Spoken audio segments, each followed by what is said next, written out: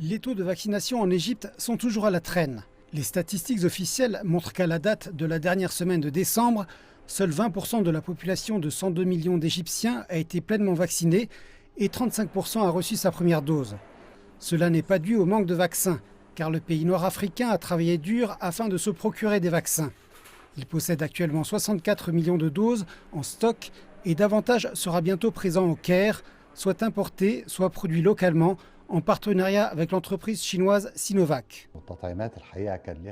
Les vaccinations ont joué un grand rôle dans la réduction du nombre de cas graves de COVID et de celui d'hospitalisation, et cela a diminué la pression sur le système de santé en Égypte. Par conséquent, les vaccinations sont devenues cruciales pour rendre les gens plus immunisés et en même temps pour diminuer les cas graves. Mais de nombreux Égyptiens ne répondent pas aux campagnes de vaccination et le rythme des vaccinations est plus lent que les attentes de l'État. Le problème est que, malheureusement, de nombreuses personnes sont mal informées par des sources non fiables qui répandent des rumeurs selon lesquelles les vaccins créent des effets secondaires dangereux, bien que des études aient prouvé que les effets secondaires sont beaucoup plus faibles que les avantages des vaccins. Par conséquent, la sensibilisation est très importante pour rendre le processus de vaccination efficace. C'est pourquoi le gouvernement égyptien a pris des mesures agressives. Il a d'abord interdit à quiconque d'entrer dans les écoles, les universités ou les bureaux de services gouvernementaux sans être vacciné, obligeant ainsi les fonctionnaires, les étudiants et le reste du public à se faire vacciner. À présent, il rend obligatoire la vaccination de toutes les personnes âgées de plus de 18 ans.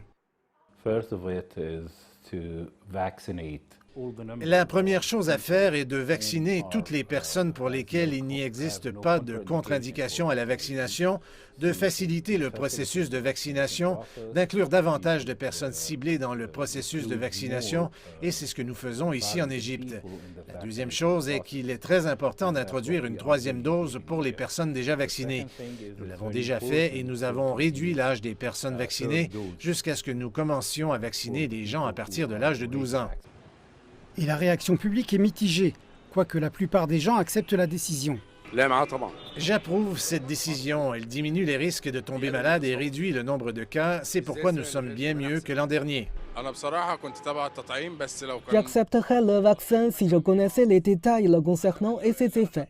Mais personnellement, je constate que l'information au sujet des vaccins est rare. Si vous voulez me forcer à me faire vacciner pour qu'ensuite je découvre que cela ne sert à rien, voire m'est nuisible, bien sûr que je m'y oppose.